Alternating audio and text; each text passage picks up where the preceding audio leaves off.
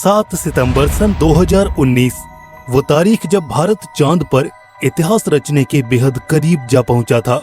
मगर धरती से करीब 3.5 लाख किलोमीटर दूर उस शाम चांद पर एक अनहोनी घटना ने 140 करोड़ हिंदुस्तानियों के सपने पर पानी फेर कर रख दिया था। सालों की कड़ी मेहनत और करोड़ों रुपयों की लागत वाला ये मिशन अपने अंतिम पड़ाव पर जाकर इस हादसे की भेंट चढ़ गया और बदकिस्मती से हमें इस नाकामी का सामना करना पड़ा। मगर हिंद के लोगों का जज्बा पहाड़ से भी ऊंचा और अटल है। महज 4 सालों के वक्त में ही भारत फिर एक बार चांद को अपनी मुट्ठी में करने के लिए तैयार है। जी हाँ, ये है इसरो का चंद्रयान 3 मिशन जो जल्द ही पृथ्वी से अपनी मंजिल चांद की ओर जाएगा। आइए आज चंद्रयान 3 के बारे में डिटेल्स के साथ जानते हैं आखिर कैसे ये स्पेसक्राफ्ट ल्यूनर एक्सप्लोरेशन और एस्ट्रोनॉमी के क्षेत्र में नए कीर्तिमान गढ़ेगा, कैसे इसरो का ये नेक्स्ट जनरेशन मिशन अपने प्रीडेसेसर चंद्रयान 2 से अलग और ज्यादा कारगर होगा, और इसके अलावा भी ढेर सारी बातें होंगी आज की इस वीडियो में। तो चलिए शुरू करते हैं। जैसा कि आप सभी जानते हैं कि चंद्रयान 3 इसरो के पिछले मून मिशन चंद्रयान 2 का ही एक फॉलो ऑन मिशन है, जिसके तहत इसरो एक लैंडर और एक रोवर को चांद के साउथ पोल पर उतारना चाहता है। ये काम बेहद पेचीदा और जटिल है, क्योंकि अतीत में ऐसा करने की कोशिश में कई सारे स्पेसक्राफ्ट्स नाकाम हो चुके हैं। फिर चाहे वो इजराइल का बेराशीत लैंडर हो या फिर एक private Japanese aerospace company ispace का हकूटो आर लैंडर हो, ये दोनों ही मून मिशन ऐन वक्त पर कुछ सॉफ्टवेयर ग्लिचेस के कारण फेल हुए। पर वहीं जहां फेलियर्स की मिसालें हैं, वहीं कामयाबी की नजीरें भी मौजूद हैं। हाल ही में चांद पर उतरा चाइनीज लैंडर चैंग ई4 एक क्रांतिकारी मिशन साबित हुआ, जिसने चांद की फार साइड पर उतरकर न केवल इतिहास रचा, बल्कि बहुत सारे यूनिक एक्सपेरिमेंट्स को कैरी आउट करके अपनी एक हिस्टोरिकल प्रेजेंस भी नोटिस कराई। बात करें अगर पिछली दफा हुए चंद्रयान 2 के फेलियर पर, तो 7 सितंबर सन 2019 का ये दिन तो आपको याद ही होगा। पूरा देश अपने अपने घरों में पड़े टीवी सेट से चंद्रयान 2 की लैंडिंग का ये नजारा देख रहा था। वहाँ श्री हरिकोटा में खुद प्रधानमंत्री नरेंद्र मोदी इसरो के दफ्तर में इस ऐतिहासिक घटना के साक्षी बन रहे थे। मगर लैंडिंग के चंद लम्हों पहले अचानक कुछ ऐसा हुआ जिसने सबका दिल तोड़ कर रख दिया। इस घटना ने हमें ये और नजारा देखने पर मजबूर कर दिया। जी हाँ, हम बात कर रहे हैं चंद्रयान 2 के लैंडर फेलियर की। दरअसल उस शाम सब कुछ सही चल रहा था, तभी अचानक शेड्यूल लैंडिंग टाइम से कुछ मिनटों पहले विक्रम लैंडर के ऑनबोर्ड कंप्यूटर में मौजूद एक सॉफ्टवेयर में ग्लिच आ गया। ये सॉफ्टवेयर विक्रम लैंडर की एक सेफ और स्मूथ लैंडिंग के लिए बेहद जरूरी था। ऐसे में इसका फेल हो जाना एक बहुत बड़ी मुसीबत को दावत देना था। यहाँ ग्राउंड कंट्रोल को इस बात की खबर कुछ देर से चली। इस सॉफ्टवेयर के माल फंक्शन करते ही इस लैंडर का कनेक्शन ऊपर ऑर्बिट में घूम रहे ऑर्बिटर से टूट गया। नतीजतन चांद की सतह से महज 2 किलोमीटर ऊपर हमने विक्रम लैंडर से संपर्क खो दिया, और तेजी से डिसेंट परफॉर्म कर रहा विक्रम लैंडर बेकाबू होकर नीचे चांद की ओर गिरने लगा। सॉफ्टवेयर में हुई प्रॉब्लम के चलते लैंडर के ऑनबोर्ड कंप्यूटर्स ये जज नहीं कर पाए कि लैंडिंग थ्रस्टर्स को कब कितना ज्यादा फायर करना है, और इसी मिसकैलकुलेशन और इरेगुलेशन के चलते ये लैंडर किसी पत्थर की तरह चांद की सतह से जा टकराया। ऑब्वियसली चांद की सतह से इतना जोरदार टक्कर के बाद इसे भारी फिजिकल डैमेज पहुंचा होगा, जिस कारण इसरो की तमाम कोशिशों के बाद भी इससे संपर्क स्थापित नहीं किया जा सका। वैसे इससे कांटेक्ट बनाए रख पाना भी कोई आसान काम नहीं था। अब क्योंकि इसरो इसे चांद के फार साइड पर उतारना चाहता था। साइड से मेरा मतलब चांद का वो हिस्सा जो हमेशा अंधेरे में घिरा रहता है। जैसा कि आप जानते हैं कि चांद एक टाइडली लॉक्ड सैटेलाइट है, जिस कारण इसकी रोटेशनल वेलोसिटी उसके रेट ऑफ रेवोल्यूशन से सिंक्रोनाइज्ड है, जिसके चलते उसका एक पर्टिकुलर फेस ही हमेशा पृथ्वी की ओर मुड़ा रहता है। ऐसे में चांद की उस ओर से रेडियो कम्युनिकेशन बहाल रखना काफी झंझट का काम है। हम सीधे ही प्रोब एंटीना की मदद से अर्थ पर बने ग्राउंड सैटेलाइट्स तक सिग्नल नहीं भेज सकते, बल्कि हमें इसके लिए एक रिले कम्युनिकेशन टेक्निक का इस्तेमाल करना पड़ता है, जिसके अंतर्गत लैंडर सबसे पहले ऑर्बिटर को सिग्नल्स भेजता है, और फिर वो सिग्नल्स एम्पलीफाई होकर पृथ्वी पर बेहद बड़े बड़े ग्राउंड एंटीनास तक जाते हैं। हालांकि ये सिस्टम काफी रैपिड होता है, मगर कम्युनिकेशन चैनल्स में एक मीडिएशन पॉइंट होने के चलते फेलियर और लेटेंसी के चांसेस बने रहते हैं। चंद्रयान 2 में एक प्रॉब्लम सिर्फ इसका कम्युनिकेशन सिस्टम ही नहीं थी, बल्कि इसका डिजाइन भी था।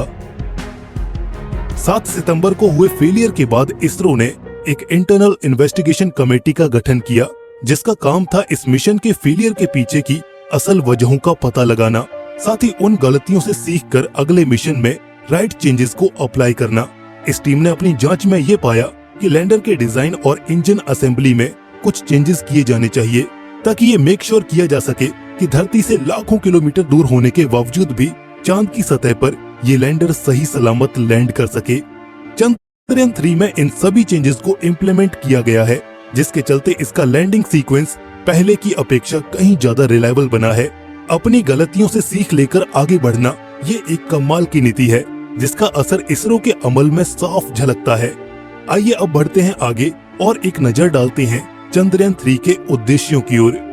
इसरो की ओर से चंद्रयान 3 का मुख्य उद्देश्य चांद पर एक सफल और सुरक्षित लैंडिंग बताया गया है।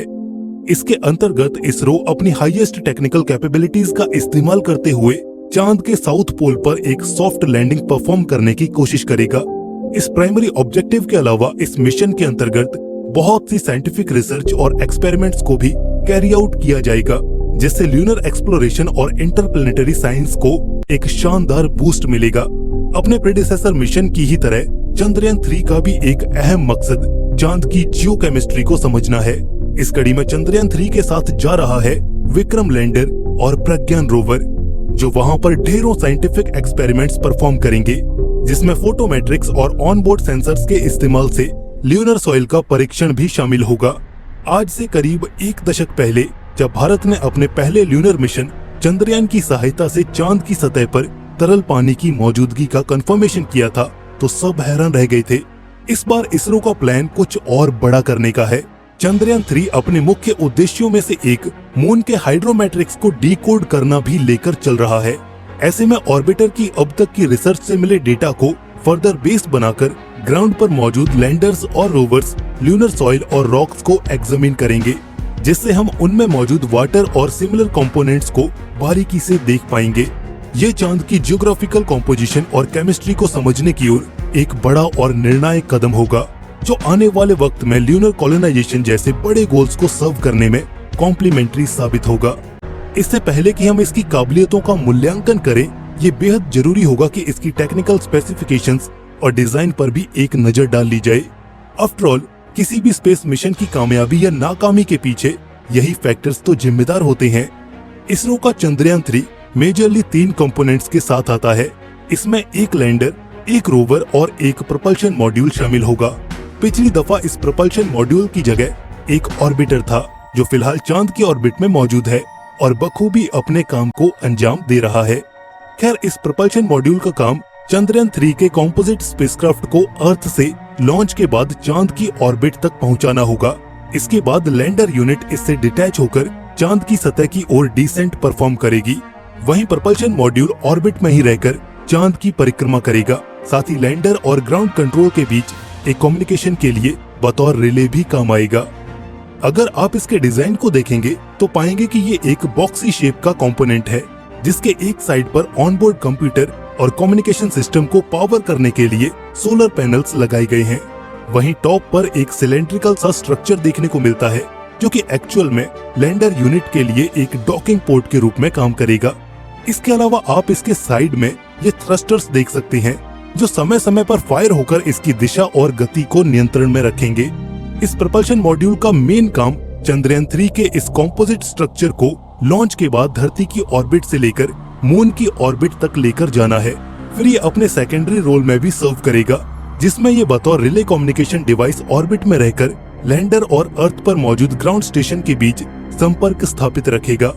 इसी बीच एक एक्टिव कम्युनिकेशन मेंटेन रखने के लिए IDSN यानी कि इंडियन डीप स्पेस नेटवर्क का इस्तेमाल किया जाएगा। इसके बाद बारी आती है इस मिशन के सबसे अहम कंपोनेंट विक्रम लैंडर की। ये लैंडर एक बॉक्स की शेप में है। मून की सरफेस पर एक स्मूथ और सॉफ्ट लैंडिंग परफॉर्म करने के लिए इसके बॉटम पर 4 लेग्स भी इंस्टॉल्ड हैं। इसके अलावा ये लैस है मल्टीपल लैंडिंग थ्रस्टर से, जो कि डिसेंट के दौरान इसे एक एंटी ग्रेविटी थ्रस्ट देगा, जो कि सॉफ्ट लैंडिंग के लिए बेहद जरूरी है। इसके अलावा इसमें वो तमाम साइंटिफिक पेलोड्स और इंस्ट्रूमेंट्स भी मौजूद हैं, जो ल्यूनर साइंस को परफॉर्म करने में कारगर साबित होंगे। करीब 7.5 टन वजनी इस लैंडर में एक सेफ लैंडिंग परफॉर्म करने के लिए 1 दर्जन से ज्यादा कंपोनेंट्स मौजूद हैं। फिर चाहे वो accelerometer, altimeters, doppler velocimeter, surface proximity sensors, touchdown sensor और 4 से भी ज्यादा डिफरेंट एरियाज में व्यू ऑफर करने के लिए हाई रेजोल्यूशन कैमरास, जिनकी मदद से इस लैंडर की एक सेफ और साउंड लैंडिंग मेक श्योर की जा सकेगी। बाद बाकी ये लैंडर प्रज्ञान रोवर के लिए एक कैरियर व्हीकल के तौर पर भी काम करेगा, क्योंकि ऑल द वे अर्थ से मून की सरफेस तक यही तो इस रोवर को अपने भीतर ले जाएगा। 26 किलो वजनी इस रोवर में कुछ बेसिक इंस्ट्रूमेंट्स और पावर के लिए एक सोलर पैनल मौजूद है। क्योंकि ये इसरो का पहला रोबोटिक रोवर है और फाइनली 4 सालों बाद ही सही, मगर फिर एक बार हम चांद के सीने में तिरंगा लहराने के लिए तैयार हैं। इस पर आपका क्या ख्याल है? अपनी राय हमें कमेंट सेक्शन में जरूर शेयर करें। अगर आपको ये वीडियो पसंद आई तो इसे एक लाइक जरूर करें। साथ ही आगे एस्ट्रोनॉमी और स्पेस साइंस से जुड़ी हुई वीडियोस को देखते रहने के लिए हमारे चैनल, इसलिए अपडेटेड रहने के लिए चैनल को सब्सक्राइब करके बेल नोटिफिकेशन ऑन जरूर